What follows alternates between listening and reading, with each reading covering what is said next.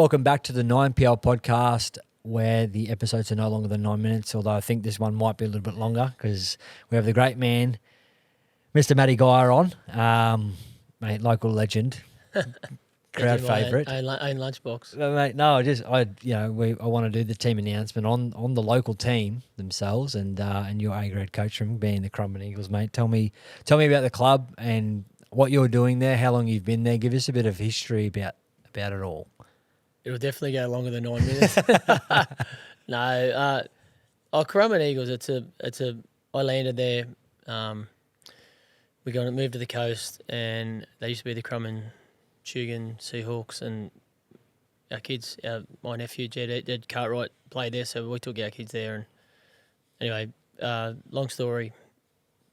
I've never wanted to be a coach. Even when I was playing, I just didn't think I'd be a coach. I loved the game, loved playing.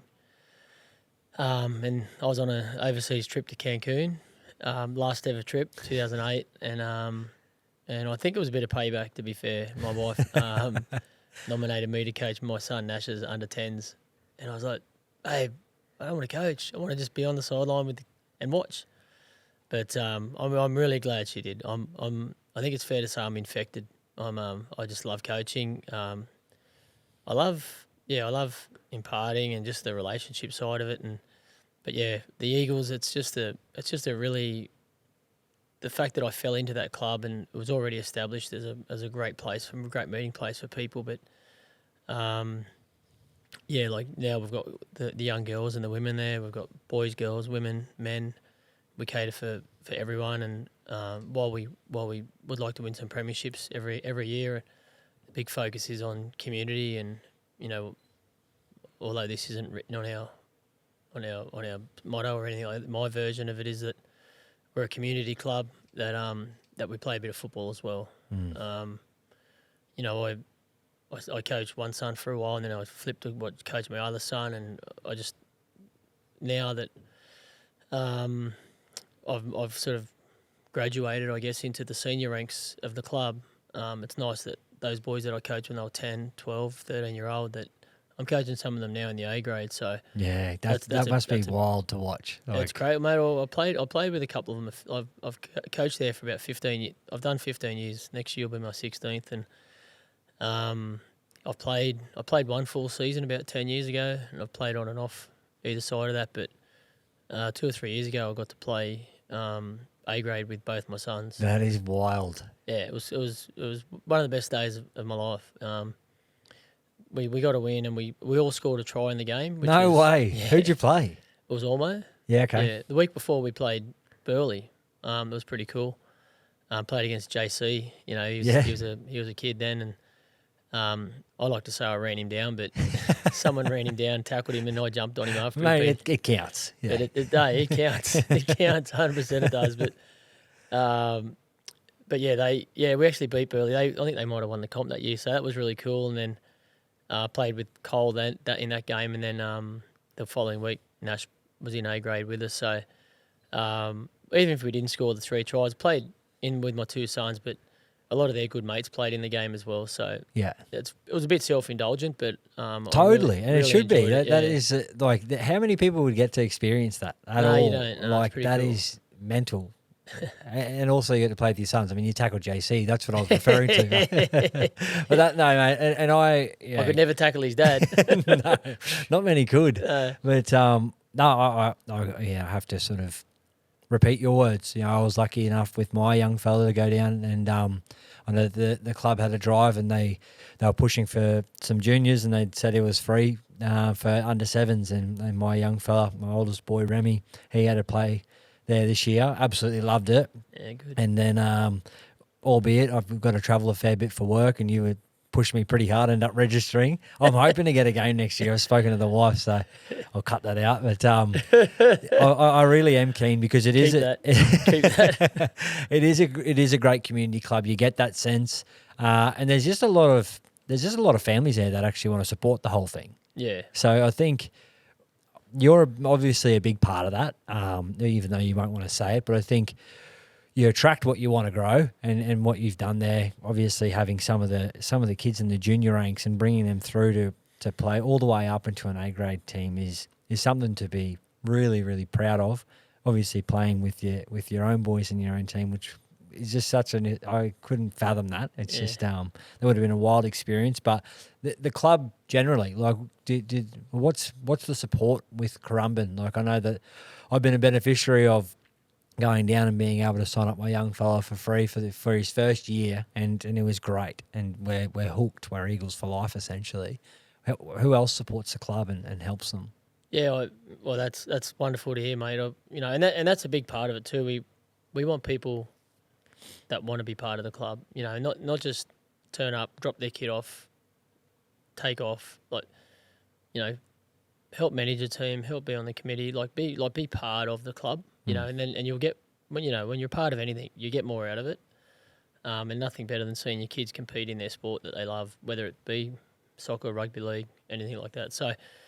I think the people that support the club, it's pretty much generic, I guess, when you think about it. If every rugby league, junior rugby league club, we've got our sponsors. Obviously, so you got financial support, or you got support through commitment and time.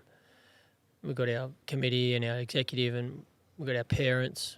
We've got our staff, like our coaching staff, and our fans. We've got an old boys group, so like they're fantastic. So that the gathering of that group, it's greater than the sum of the parts. They all combine to be this wonderful support group, and obviously, the financial side of it is huge. You need over 100,000, maybe 200,000. I'm not sure the number to run a junior and senior footy club.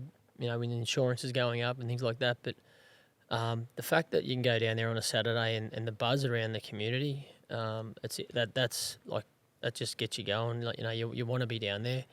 A couple of days over the last few years, we've had a day where the juniors have played and then the seniors have played after it. And just the feedback we get from those days, it's amazing to think, and going back a little bit, when I was coaching my boys when they were young, I realised that not a lot of our juniors were graduating to our senior ranks, and that's when I committed to coaching the under-19s, that bridge, because we're getting them to 17, and then they weren't going to 19s, 20s to get into reserve grade, get into A grade. Yeah.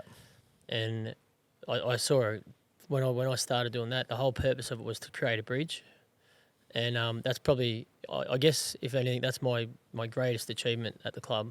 Yeah. Is that now the nursery is on fire. Like, our 16s and our 18s won, and we've got kids at the club that want to play A grade for Currumbin. Yeah. That's huge. We've just Pat Asquith and Jenny Peck have just collated our history, and now we've got historical numbers. So every player who's played in order has a number. I've got a number. Wow. I've got a Currumbin Eagles number. How many games you've played of senior football from 19s reserve grade and A grade, or how many A grade games you've played. So now boys want their number. Some boys are on 48. They can't wait to play 2 more games to get to their 50, and so they're all talking about it now. It's a great buzz, and I think it's a fantastic way to bring the past into the present and then into the future as well. Yeah, our old boys are now, we've got a number. We're part of this. Yeah, and it's about creating community, and that's definitely something that you've had a strong part in. Creating that bridge as well. I don't know if it's been great for me, because I noticed that you didn't text me as much in the back end of the year when all the Reggie's players were turning up, all the A-grade players are turning up. You're in, mate. And I was telling everyone that, I'm going to be playing this year, but you weren't messaging me. I was like, I don't think he needs me at all. You kept telling me about the shoulder. I know. Mate, you don't use them anyway. That's right. The brown snake never used them. I never, ever used them. But, no, it's funny because, in tournament styles, a lot of teams own their own little muck around team that they enter in. However, and it's easy to knock clubland, but there are reasons why committees work, and the reasons why, a strong president who leads from the front, much like Currumbin does, works. And having, an A-grade coach who's came through the juniors and assisted in actually bridging a pathway. Obviously, your experience in top level has been amazing, but I feel like, the fact that you're a teacher as well also assists in your communication skill set. A lot of teachers who are coaches are great coaches because they understand how to build empathy and also converse properly with staff and players. I suppose, what is your favourite thing about coaching? Favorite thing about coaching is probably building community. Yeah. It's that. It's and the process of doing that. You know, like over the years, we've definitely had some kids that haven't fitted in. You know, like you always find like I like to build community through like it's only recently I've started being able to affect the club as a whole. Obviously, being the senior coach, but when I'm coaching 13s, 14s, 15s, you're very internalised and you worry about your sort of age group. And so we started bringing for 13s. We had 3 teams. We all trained together on a Tuesday. There's no first, second, third division. We all train together, and then we split up and we do a lot of skill work, and that sort of graduated to, you know, seeing some kids that probably started in. We've got a boy playing reserve grade who was like a Div 2 player, and he's playing reserve grade, and he's made his A grade debut. That for me, playing Div 2 in under 16s to playing A grade, like that's just they're the things that get you excited. The kids that stick at it, my eldest son Nash, he was playing in a team that was in first division. They were not really competitive in division. They won a Division 2 comp around about the 15s, but in Division 1 they struggled and got bashed, you know, by the big teams in Southport and Orang and Burleigh, and then they all stayed. What we did, we worked really hard on keeping them. Any good dad that wants to be involved, I'll give him a job. You know, yeah, I need someone to put the markers out. I need someone to take a role. I need someone to, I don't know, work something out and say, yeah, I need help. And when you don't need it, but just because then that as they're coming through, they've got good men around them. Yeah. Which a lot of these boys in the footy clubs often don't have. So they've got good influence. They've got some good role models. And then, so back to Nash's team, they stayed together. That was a big thing. Like they'd turn up to Narang on a Friday night at under 15s and have 11 kids and get beat 70-0. Yeah. A few years later, they're playing in the under 19s grand final at Pizzey Park against Southport, who were loaded with rep players, and they beat them. Oh man, it was amazing. Like it was so good. It was really good. And for me to sit back and like see them do it, to see these boys like they just couldn't take the stupid grins off their heads because they were like, you know, we used to get bashed by these guys. We used to like get physically belted. Yeah. And here we are, we're top of the tree. You know, as first premiership as men. Yeah. You know, it was a really great day, and the premiership was great, but it was more about that journey of delayed gratification of just doing the work and staying. It's so easy. It's a physical sport. Like it's contact. It's not natural. Tackling people is not natural. It's not normal, but we love it, and it is great once you actually understand and learn. But what comes with that is some big losses. Yeah. Like I played for Townsville Brothers with Aidan Guerra, and we were in the same team juniors for years, and we used to get belted. We were in the Brothers Shamrocks team, which was the blue side, and the white team always had the flash players, and we got smacked all the time. But Laurie Spina, I don't know if you know that comp. So Laurie Spina came out, and we won that competition in under 11s, and it's probably our first sort of taste of any glory at all. And this was when the comp was starting to get quite big. But then we went straight back into getting hammered again. And it took us until like 16, 17s to actually form back. But we had a good core group of guys. Yep. I'd say 10 of those players. Yep. And like you'd said, it's funny how it sort of was, almost the same sort of story. A lot of the carers and parents, they started stepping up and jumping in and showing that they valued it. And the boys go, oh, okay, cool. Like I value this as well, and they stay with it. Of course, you don't want your kids to get belted every week. It's not a comfortable thing to say. We got slapped by Narang. We're going to go and get a hiding by Burleigh next week. It's all good. Like we'll win one year. It sucks, but it's such a great full circle for the club and for yourself to be like, oh God. And a lot of those boys now are still with us. That's the big thing, So we play against those teams, and they've probably got less than 10% of their players still playing rugby league, whether it's with their club at all. I would say we've got over 50. Yeah, over 50% of those teams. We've got a logjam. Yeah, because our kids keep graduating into the senior footy. Yeah, awesome. How good. So tell us about the team then. I suppose this is an exhibition carnival, so you'll have obviously the the log jam, hopefully, Yeah. of these guys that you're going to be sort of putting together. I know that some clubs and some sides are actually using it as a preseason carrot to say, come back to training early and you'll be considered for this this event. Have you started to figure out what that looks like yet, or are you sort of going to forecast it once you start to get back into training in sort of December? Yeah, so we're back in December, and December's, I'm really mindful of the boys. Like, what you want them peaking in September. So I'm really mindful of, well, September, October, November. Like, December's not that far away from September, and they've had a big year. We made the prelim, so I've always been mindful of, we're in A grade. They're all, so many of them are tradies. Some of them are kids that have just come out of school that are just getting used to working a full day. So generally when we come back in December, we get a footy out. There's no MAS. There's no, it's all cross, we'll do some cross training, might get in the ocean. It'll be a beautiful day. And usually after every training session, we'll sit around, have a few beers and just have a chat, and building that community, that culture. Just to, learn so much from sitting around and just having a beer with a fella and just chilling out. And then in January, we're going to start a couple of weeks before the carnival. Either one, Either mate. one, both. What are the seats? The carnival tournament. What's he using both words for? It's like Will Ferrell. I don't know what to do with my hands. Just put them down. But I definitely will. Yeah. So, and then coming back in January, even for our real trial, like our set trials, last year, the year before, I publicly announced that those who attend the most training sessions get first dibs. Oh, cool. So that's a given. That's part of our culture. Yeah. If you don't, and then if you want to back yourself, if you're an incumbent and you say, well, I reckon that guy won't play good enough in those trials, I'll give him a shot at my jersey. Yep. And he takes it, well, then he takes it. But there's also, our last trial, there'll be there'll be like, Jared Gill, he's going to be starting in the first game for us. Yeah. If he doesn't want to train, he don't have to train. Yeah. If he wants to play in the nines, want to play in the nines, Gilly, you can play in the nines. If you don't want to, you don't have to. Yeah, that's a pension card thing. You can draw on that. Yeah. You've had a few, you've had a few winters.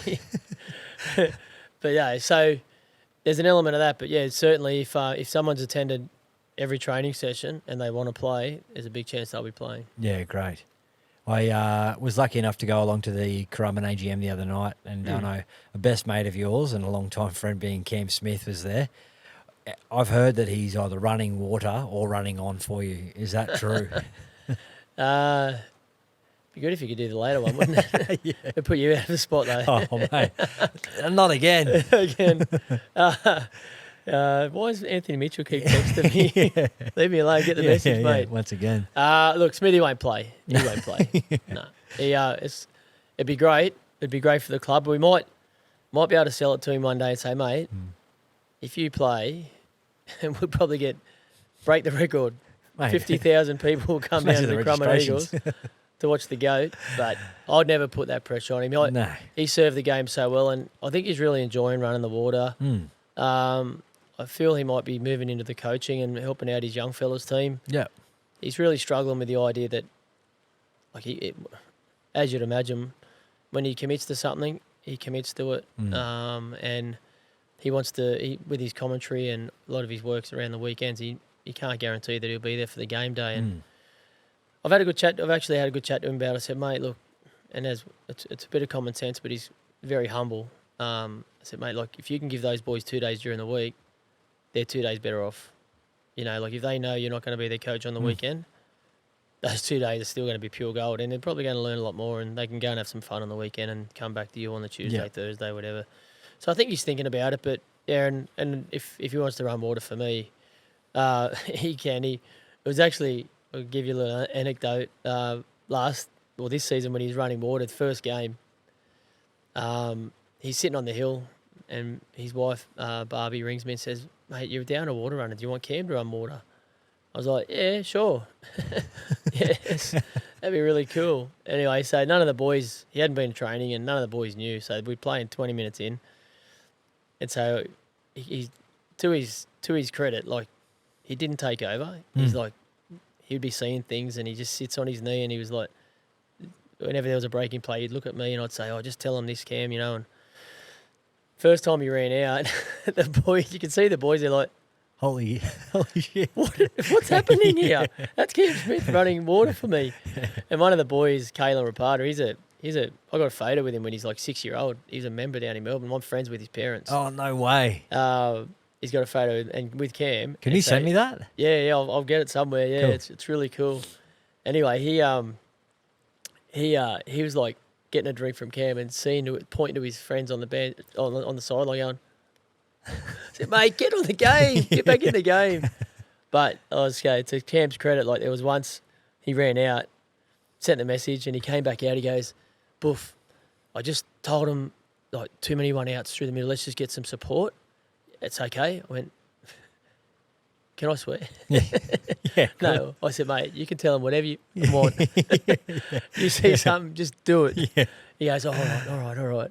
But he's just, very humble. Yeah. Oh, it's funny. I don't know. I would just take it that he was probably enjoying that experience, actually having someone say to him, you need to run a message. Yeah, it's a good like point. it'd be just a completely different change for him. Yeah. Because he's a conductor, right? He's always had to call the Always has shots been. and everything. But it's probably was a refreshing thing to have his best mate say to him, Yeah. tell them whatever you want, but I'll tell you what I want. But you're free to do whatever both. you like.